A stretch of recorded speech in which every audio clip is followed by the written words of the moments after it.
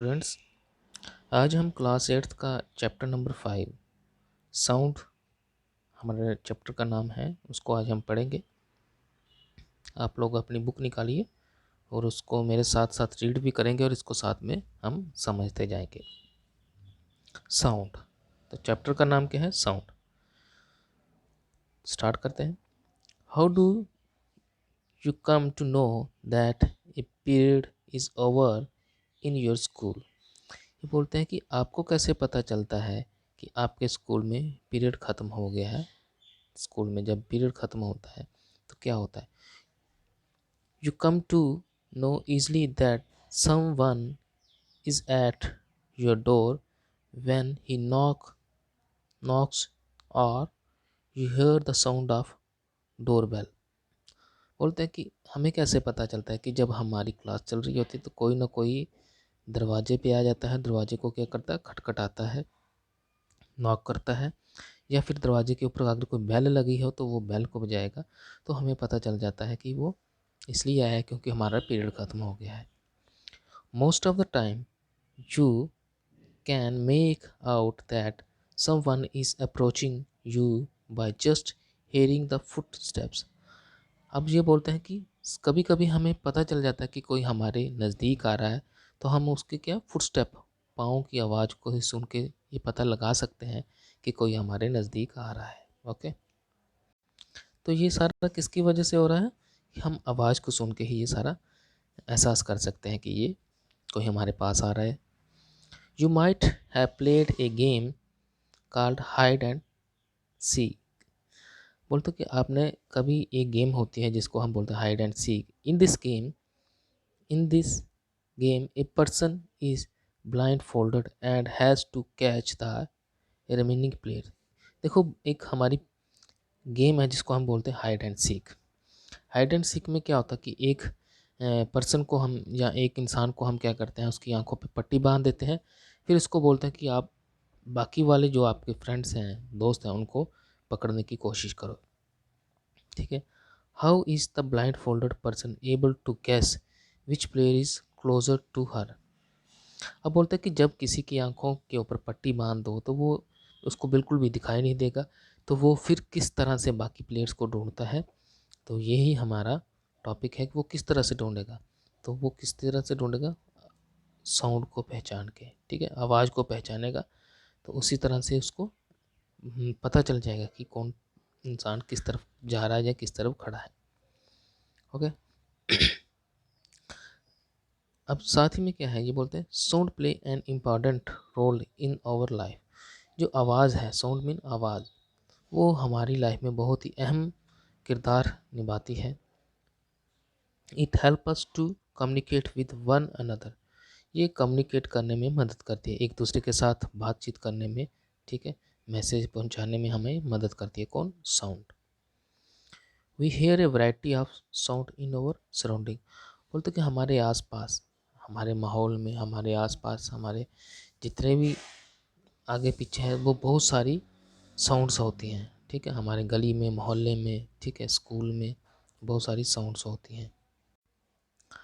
Make a list of sound here in your surrounding.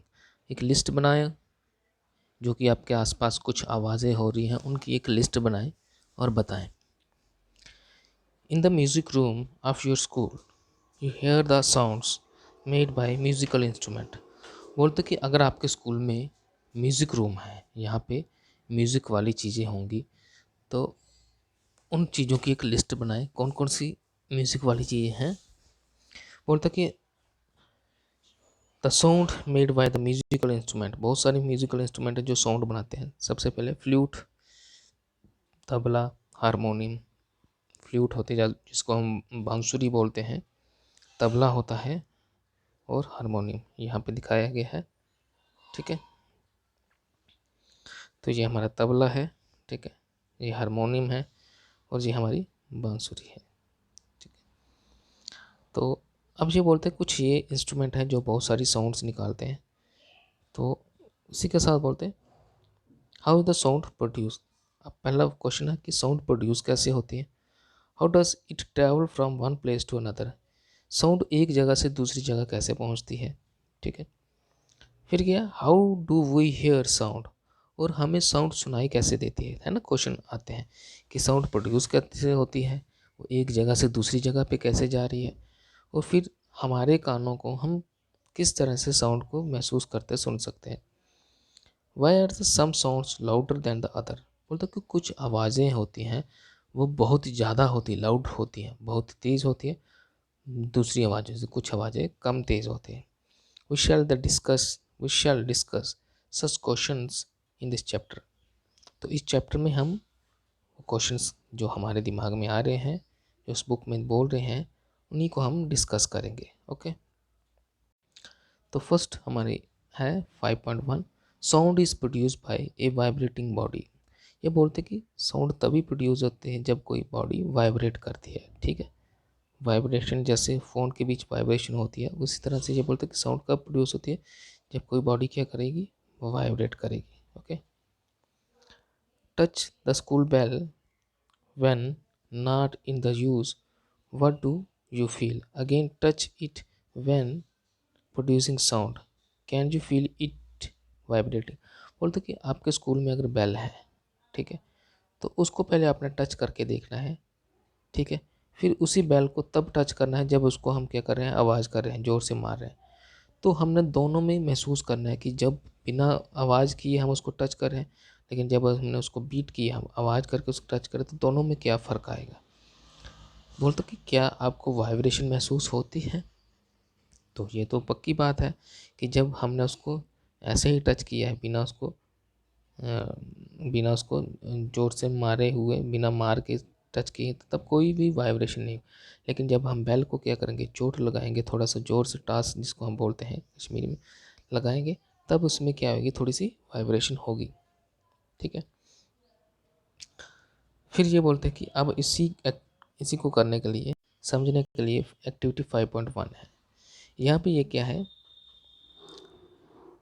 Take a metal plate और shallow frying pan, hang it at A convenient place in such a way that it does not touch any wall। बोलते कि आपको क्या करना है, एक plate लेनी है। ठीक है, प्लेट लेनी या फिर फ्राइंग पैन जैसे यहाँ पे लिखा है, तो उसको कहीं पे लटका देना है। ठीक है, वो वॉल के साथ टच नहीं होना चाहिए। No strike it with the stick, touch the plate और pan gently with your fingers, do you feel the vibration. बोलता कि जब हमने फैन को क्या करना है, लटका लेना, तब इसको एक डंडे से, सोटी से मारना है, फिर इसको क्या करना है, हमने टच करके देखना है, तो क्या इसके अंदर वाइब्रेशन हो रही है, ये हमें फील करना है। ओके, एक छोटा सा एक्सपेरिमेंट है। अच्छा, again strike the plate with stick and hold it tight with your hand immediately after the striking, do you still here the sound, touch the plate after it stop producing sound, can you feel the vibration. बोलता कि पहले तो आपने इसको ऐसे ही जोर से डंडे से मारा था, लेकिन अब आपने क्या करना, जैसे ही आप डंडे से मारोगे तो इसको सख्त करके क्या करना है, पकड़ लेना है हाथों से।